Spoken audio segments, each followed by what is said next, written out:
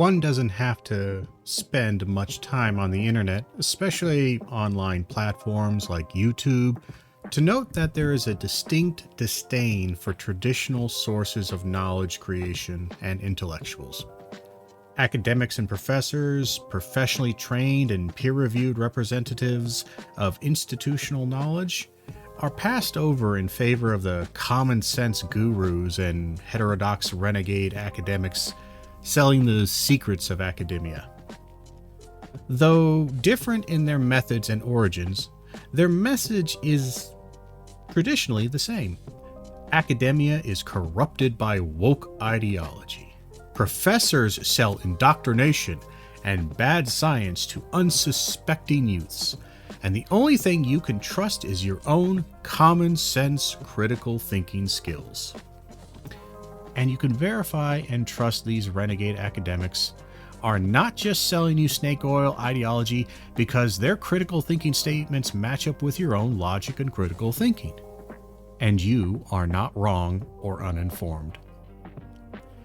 It's a perfect circle, isn't it? An Ouroboros of ignorance feeding on and off of ignorance. Endlessly profitable and sellable because nothing is more desirable to the paranoid, grievance-collecting, conspiracy theory-rotted, ignorant, and unaware masses than the sweet, seductive assurance of righteousness. But who are these speakers of truth, these titans of logic and critical thinking that have given rise to the greatest upswelling of anti-intellectualism the United States has seen in decades? The list of names is long and eclectic, ranging across every form of conspiratorial and anti-institutional ideology one can name. But some common names that come up frequently are, in no order of importance or impact, Gad Saad, Ben Shapiro, Peter Boghossian, Eric Weinstein, Brett Weinstein, Jordan Peterson, Warren Smith, and up until his recent passing, Charlie Kirk would just be a few of the literally hundreds of anti-woke, anti-academic voices clogging up the YouTube recommendations. And today we're going to take a look at one of the smaller, newer voices to this chorus of ignorance, Warren Smith. We've covered a bit of Warren Smith before on this channel, but I wanted to spend a little time looking at some of his origin story. So who is Warren Smith? What is his background? Where did he come from? And what can we make of his rise from no-name teacher to intellectual darling? This will not be an exhaustive examination of Warren Smith, but we will be taking a look at his self-created identity as an exiled heterodox intellectual, a teacher punished for teaching critical thinking skills, debunking some of his myth-making with some good old-fashioned logic and critical thinking. Some background on Warren Smith. A film and media productions student, Smith first got his BFA in film producing from the University of North Carolina School of the Arts, and then went on to get his MFA in filmmaking from Emerson College. After a short and disappointing stint in Hollywood, in which he would leave Hollywood embittered and disheartened by their lack of appreciation for his obvious talents, Smith would turn to teaching some sort of media studies at a unnamed high school, while also teaching part-time at Emerson University as a sort of media studies instructor for a non-credit digital media production program. After the J.K. Rowling controversy, which would see Smith let go from his high school, Smith would turn towards the anti-woke, anti-progressive, right-wing mouthpiece grift, putting out short, non-critical React videos where Smith mumbles some distracted, quasi-meta commentary filled with vague accusations of illogical thinking, irrationality, and other common tropes of the center-right logic bro. I can't help but note the similarities to Ben Shapiro, complete with the underlying resentment of a past Hollywood failure feeding into a hypercritical, reactionary, anti-woke ideology. If I had a nickel for every time a failed Hollywood producer and director turned into a pseudo-intellectual, anti-woke conservative mouthpiece, I would have 2 nickels, which isn't a lot, but it's still strange. So Warren Smith's claim to fame was a video wherein Smith supposedly was having a discussion with some students who wanted to pick his brain about J.K. Rowling and transphobia. Picked up by Elon Musk and other notable right-wing political commentary figures, Smith immediately gained a huge boost to his YouTube channel and internet fame because of his remarkable critical thinking skills and his Socratic teaching method, eloquently teaching these students that they had fallen for woke mind virus and were misguided into calling Rowling transphobic.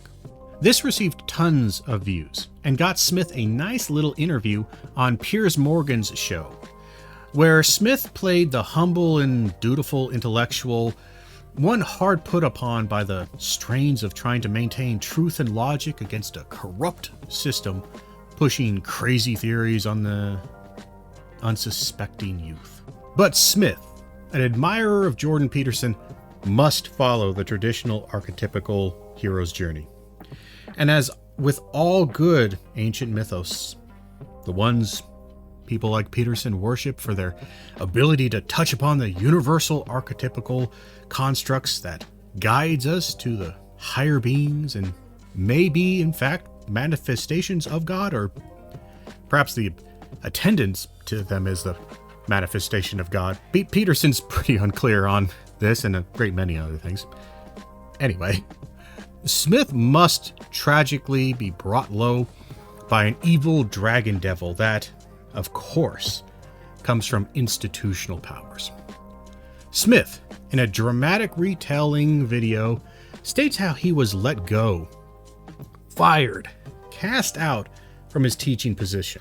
The story, retold dozens and dozens of times by other preachers of the anti-woke mantra, goes that Smith was fired because of the blowback from his Rowling video, and the administration feared the woke mob would turn on them, or perhaps they themselves were the woke mob, angry that he was teaching them critical thinking skills. So they fired this brilliant young mind. Tragedy. Unfair woke cancellation of critical thinking that just so happens to defend conservative viewpoints, which also face prejudice from the crazy woke school system across America. A tale as old as the invention of lying, and twice as sweet to those lacking self-reflection and hoping for some indication that their cognitive dissonance must be because of an external boogeyman. Smith was just another victim in a long line of heterodox thinkers, joining the ranks of people like Peter Boghossian of the Grievance Studies hoax fame, and Brett Weinstein of the Evergreen fame. But much like Boghossian and Weinstein, the myth of Smith's status and tragic fall is entirely self-created and self-promoted, though it is somewhat of a group effort as such figures support their tragic identities by using each other's mythologies to craft a logical consistency that gives the appearance of reality. The first inkling of myth-making on the part of Smith we will examine is the video that started it all, the supposedly spontaneous and unscripted lesson on critical thinking. This lesson has many issues, perhaps the most apparent one being that it's actually a rather terrible lesson on critical thinking and Socratic methods of investigation, as Smith exemplifies the dangers of uncritical Socratic questioning leading to a narrow scope inference that misleads into a hastily and poorly constructed generalization. So let's pause it. Let's not go with what other people are saying. Let's try and learn how to critically think. So let's analyze the tweet ourselves. So that statement, do you see anything problematic? Disregarding other people's opinions. She did try and pin some things on a specific group of people. Where does she do that? Can you read that?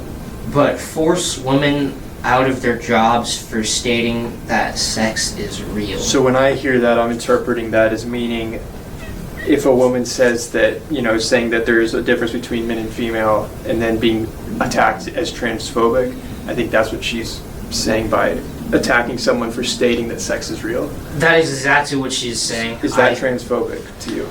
While this may be a good starting point for the students to examine the lack of support their position had, lacking any further development, positive or negative towards the student's initial premise and position, means that one poorly supported and uncritical conclusion is substituted for another equally unsupported position.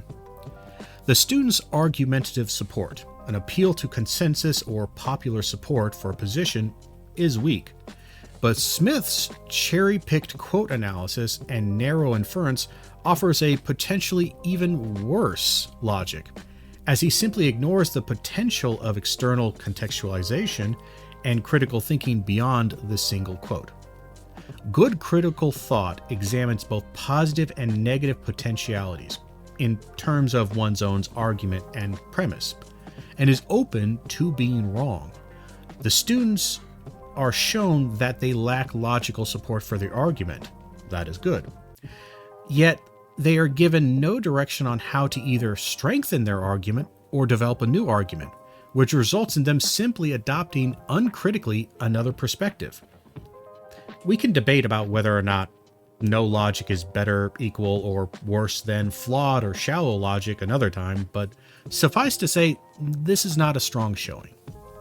But in doing some basic due diligence on this subject, looking into Smith's account of this lesson, I found some small yet significant inconsistencies between what Smith says about this moment and what most likely happened, at least according to Smith himself.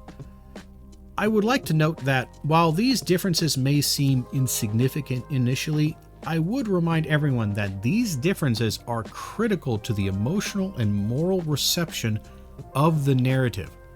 Like spice in a dish, it's small yet poignant.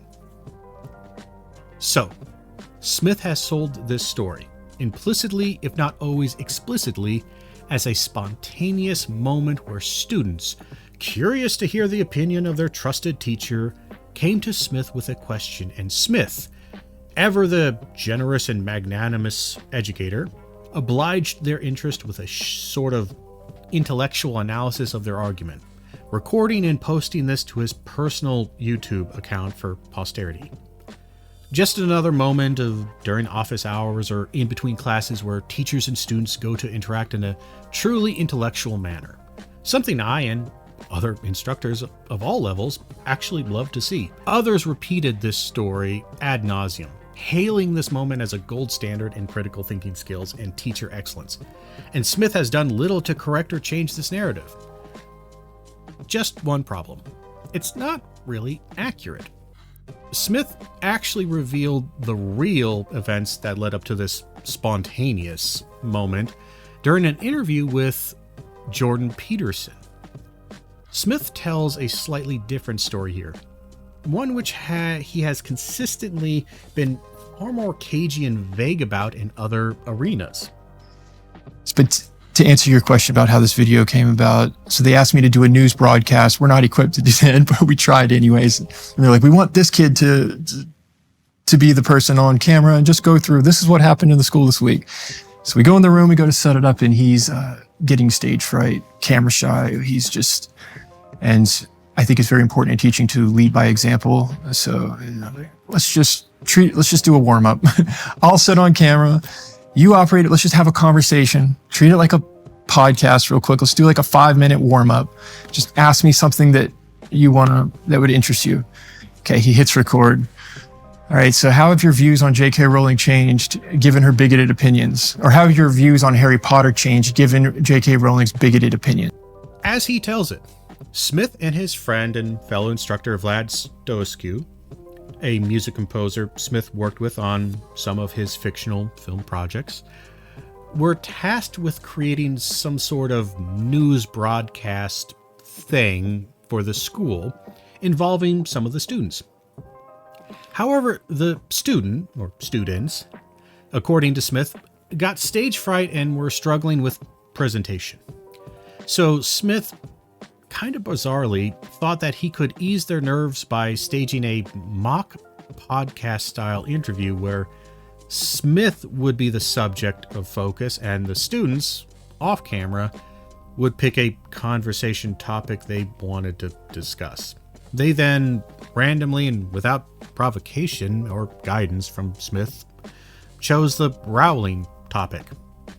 Now, perhaps I'm a bit biased in this instance, but I feel that this significantly changes the tone and feel of the original video. Framing it less as a student-led initiative, students coming to the teacher looking for wisdom or instruction, and more as an instructor-led assignment, which, regardless of the subject matter and the video's overall point, makes the whole thing look incredibly narcissistic and self-serving, as Smith himself admits that this inspires a new form of content production for his personal YouTube projects. It also is somewhat dishonest in this regard, as Smith's older videos show a growing focus on react and review content that focuses heavily on him and as the main character.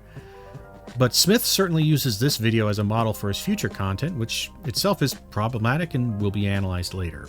But what this small change does do is that it recontextualizes the initial narrative and highlights a fact Smith has been incredibly inconsistent and vague about: why he was fired from his position at the high school.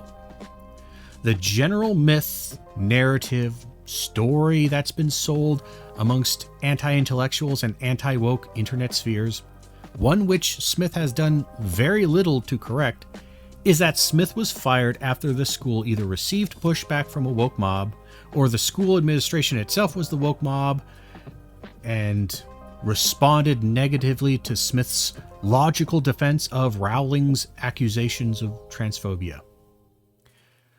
The general idea is that they fired him because he was teaching critical thinking and not ideology. This has been a pleasant and reaffirming myth for Smith, no doubt. But his initial video where he discusses his firing reveals a few little nuggets of information that, once again, are kind of important. And so the reason was, the reason I was good, we don't trust you to not divulge information online or upload online. Well, I've never divulged anything. I've Dave Rubin, Dr. Drew, hours of podcasts, and not once did I ever cross any of the parameters that you laid out, that your lawyers laid out. And I even praised you for and thanked you for making that so clear, objectively recognizing what the rules were. There was no rules broken. You even said congratulations. The only time I've seen you in person this past year was maybe a week after that. Oh my goodness, it's our celebrity. What's on the docket? Any upcoming events? Interviews? That was a quote, and you know it. Smith notes during the meeting with administration, they indicated a fear and unease that Smith would release information. Which, before you conspiracy nuts jump on this like it's a smoking gun or something else, is contextualized by Smith himself then emphatically stating that he would never reveal or release any student information. That, for any teacher or educator working in the education industry, is a major red flag, and puts this whole meeting in a different context. Smith, perhaps not knowing it, sinks any appeal to wokeness gone wrong narrative by revealing that the administration's biggest concern wasn't explicitly the political nature of Smith's video involving students, though that certainly is a reasonable concern, but rather that Smith used students' opinions and performances in his personal YouTube video. As a former instructor having taught at both the university and college level, two things immediately came to mind when I first watched this video: FERPA, conflict of interest. If I wanted to use student performances, student intellectual labor and work for a personal project, whilst doing so in the capacity as their instructor, I would and should get approval from both the students And as I'm explicitly acting in the capacity of an instructor for the institution, I would need the college's approval as well. There may be some edge cases where I wouldn't have to do this, but only the most naive, simple, or self-centered idiot would risk not getting both approvals and checking in with the department heads, legal and other institutional powers, and getting in writing to some degree the awareness of what you're doing. Because, quite simply, FERPA does not fuck around. FERPA, Family Education Rights and Privacy Act, is incredibly important to colleges, to universities, to all educational institutions that receive federal funding. You cannot receive federal funding if you are in violation of FERPA. Violations of FERPA by a college employee or instructor could be grounds for the denial of all federal funding, along with a whole metric shit ton of legal problems. So every institution worth a damn emphasizes repeatedly, often with yearly or bi-yearly training, the proper handling of student materials or any production that uses students. Moreover, he posted and profited off of these students' materials and the lesson by posting it alongside his eclectic mix of film reviews, critical work, and his Secret Scholar short film. While there may be some generalities and vagueness with FERPA, along with other state, professional, and institutional guidelines, they are relatively clear guidelines and rules regarding conflicts of interests for instructors, especially when it comes to common sense guidelines about creating a clear differentiation between one's educational role and work, classroom activities, lessons, etc., professional role and work, conferences, independent lectures, essays, etc., and personal creative works, fictional works, entertainment, YouTube videos, etc. So needless to say, Smith's actions opened up the school to some serious potential legal problems. And that isn't even counting the fact that Smith was teaching at a high school at the time. So these students most likely were underage or still within the grade school system, and thus subject to even stricter guidelines and legal regulations on what can and cannot be used by an instructor, especially for personal profit. Smith was not uploading this video to an official school YouTube page, but rather to his own personal page, which was intermixed with school and instructional videos, along with entirely independent and non-school related videos, fictions, reviews, a whole eclectic mix. Regardless of whether this was naivety or calculated, this is just plain stupid. If Smith is simply naive, then this is incredibly irresponsible and negligent, crossing the lines of student-teacher relationships and bordering on abuse. In that Smith was personally profiting off of his students without their and their parents' informed consent. Though even with consent, it is kind of in poor taste. If not naive, then Smith is incredibly egotistical and not particularly trustworthy, in that he thinks he should be able to use his students as props in his own personal YouTube persona crafting, cynically playing the part of a wise and intellectual guru that cares for his students he actively exploits. And on to the last. If he is not incredibly naive, then it's not such a large leap to suggest that he knew this would spark a reaction amongst the woke mob, and deliberately did so to cause this incident, create the myth of the canceled truth-telling teacher, and use that as an advertisement for his new YouTube brand. Smith notes that, again, a detail he revealed early on but has since distanced himself from, or it certainly has been memory hold, that at first they simply requested he take down the video because of the many issues we've noted, most likely, and he refused. He believed he had a freedom of speech right to this. though I feel some degree of it getting him attention played into this refusal. Instead of listening to the most likely reasonable request, he wished to be a martyr, to be cast out unjustly, and him following the basic and reasonable requests doesn't give him that status.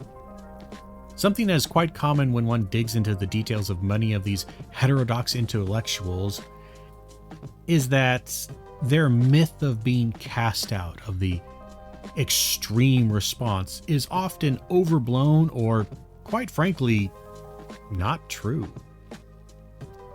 This even casts doubt that the students even picked the topic in the first place, or whether Smith picked it himself and gave a basic script for them to follow so that he could perform his critical thinking act. But perhaps this is too harsh, too conspiratorial on my part, yes? Sure, he implicitly and explicitly misrepresented his Rowling video and subsequent firing, which is ethically and morally questionable, and his mishandling of institutional, professional, and personal materials is questionable and certainly grounds for maybe firing. But is this really enough to call him a fraud, a egotistical guru wannabe, desperately laying claim to the identity of a brilliant heterodox academic unjustly maligned by a corrupt system? Is it enough to name him a deliberately deceptive grifter profiting off of the deep-seated anti-intellectualism in American society? Perhaps not yet, but there is still some more strangeness to Smith that might suggest that he is not a trustworthy narrator of his own story. Now, it should be understood that the next bits are a bit more speculation on my part, but these parts did stand out to me when I examined Smith's earlier work more closely. One of the strangest red flags for me about Smith comes from his earlier debates and discussions with anonymous scholars. One video has Smith debating an unnamed music composer about whether or not a rap music is music. The description and the setup in the debate strongly suggests that this music composer is a somewhat stranger to Smith, a fellow academic that has agreed to an informal debate with Smith, but perhaps didn't want to be identified. This is already a bit fishy, as most academics wouldn't have much of an issue with being featured and filmed debating a relatively normal topic. But it got so much stranger after I listened to it for a few minutes. Perhaps I'm hallucinating, but this anonymous music composer sounds like none other than Smith's friend, Vlad Stoescu, the music composer and the one who worked on Smith's films. There is an earlier interview with Stoescu, where, to me at least, Stoescu speaks with the exact same tone and cadence as this anonymous music composer. So, if it is Stoescu, why the deception? Why hide this? Take a listen and see what you think. But rap is music. Like, I don't think there's any... But if banging two sticks together is music, how do we then define a category of music? So if we can't define the actual category of music, how can you declare that rap is music? Because it is a form of expression, and it follows a lot of music's, or whatever we consider. You're saying you bang two sticks together. That's most likely how music started, and that music is still happening around the world. I like to be playful with music in general, and I like the little Easter eggs that you can find in music. The connection between math and science and music and the subject of the story. This is not a one-off. Smith, at least to my ear and analysis, did this again with two other videos. In one video, he debates a so-called Hollywood director about the merits and politics of the film The Sound of Freedom. And in another Smith debates, someone he refers to as the professor that solved racism in America. And that one's about whether America's a racist society and if systemic racism is a thing. Standard debate topics. It's relatively clear that Smith is presenting these two debates, these two professionals, as two distinct people. One is a Hollywood director, the other is a professor. The comments seem to acknowledge this as well, most of them being negative towards both the Hollywood director and the professor. And the descriptions seem to follow as well. But, and I leave the option open that I'm simply imagining things, I think these two people are the same person. Give this one a listen. You told me I was wrong about Trump. How's he wrong? How am I wrong? What you're wrong on is you're focusing on the enforcement instead of on the solution. So how would you address the problem of children being trafficked? You haven't given me enough evidence to say that that's a problem because I've never seen it. So you don't think there's children being trafficked across the I don't borders? know. All I know is I've never seen them. I've never seen them. I've never heard of anybody. I have a solution for solving racism in the United States of America. It takes 3 generations to create wealth. And it's the 3rd generation that gets to take the work that was built by their grandparents' parents. First of all, I'm keeping it minimal. So I'm only talking about your first $50,000 in income. Notice it's the same voice, same tone, same cadence. Smith debated the same person twice, if this is true, called them a film director in one debate and a professor in another, and then posted those debates as if this person was 2 people. Perhaps this is just Smith being sloppy again, being a bit careless with his presentations. But then, why make it seem as if Warren Smith is such a popular and radical thinker that other random academics would want to debate him, whose insights and critical thinking skills are so radical and heterodox that other instructors would want to pick his brain, and yet they still also want to remain anonymous? Is this just Smith's being a bit sloppy academic? Just random negligence caused by an impassioned, if imprecise, intellectual? Perhaps this person is a film director from Hollywood and a professor. It's possible. So at least that aspect could be true. Perhaps Smith just thought his audience would realize that they were the same person, much like how Smith assumed people would realize that the anonymous music composer is his friend Stoescu. However, I'm doubtful. Like the dishonest waiter analogy used in the film Denial, there is a difference between negligence, which is random in effect, and deliberateness, which is more directional. Smith's mistakes always seem to favor and proliferate a particular conception of him as this rogue intellectual and an endorsement of a particular anti-woke ideology, and rarely ever goes the other way. Go ahead.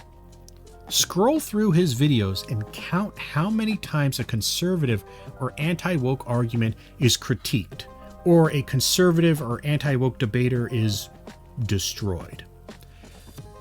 Even the more conservative amongst you must admit that, regardless of whether or not you agree with the argument, there have been plenty of moments when a conservative or anti-woke perspective has been beaten, even if only because the debater was weak or unprepared.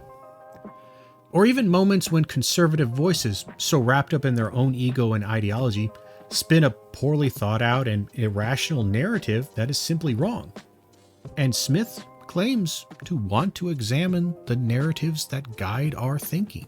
Smith says he critiques and analyzes the narratives we use in our lives, yet somehow missed one of the more famously apolitical, purely ideological, and irrational moments of a conservative embarrassing themselves. I'm talking, of course, about when Ben Shapiro was interviewed by Andrew Neil, a fairly famous and well-known conservative journalist in England, who Shapiro accused of being a politically biased leftist reporter, because Neil, doing his job, was asking hard-hitting journalistic questions and not just tossing softballs to Shapiro. This interview is a masterclass in hard-hitting journalistic questions while remaining calm and respectful, and displays how preconceived biases and ideology, in other words, a ideological narrative, can blind a relatively intelligent and rational person to such an extent that they completely misunderstand the situation. Perhaps Smith has never seen this. Yet I find it suspicious that there's almost nothing in Smith's videos, subject-wise or in his commentary, that even hints at some bipartisan critical lens. I will critique basically anything, or at least present potential flaws and unresolved issues for every ideological and moral position I both hold and I stand against. And while I'm not perfect, it doesn't take much time to find these moments. But with Smith, I don't see it. Again, the dishonest waiter is either negligent or deliberate, and one can determine which it is by the nature of their dishonesty. And Smith's YouTube career and bias has only grown, which by now measures in the hundreds of videos, all of which detail a clearly ideological and political bias. This is not an immediate disqualifier. Not at all, as many right-wing and left-wing commentators wear their allegiances on their sleeves.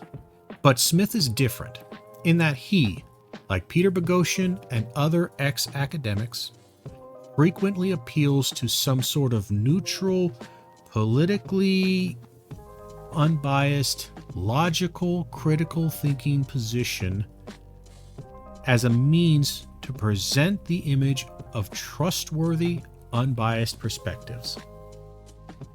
Smith doesn't have a political bias, he just uses logic and reason, at least according to him.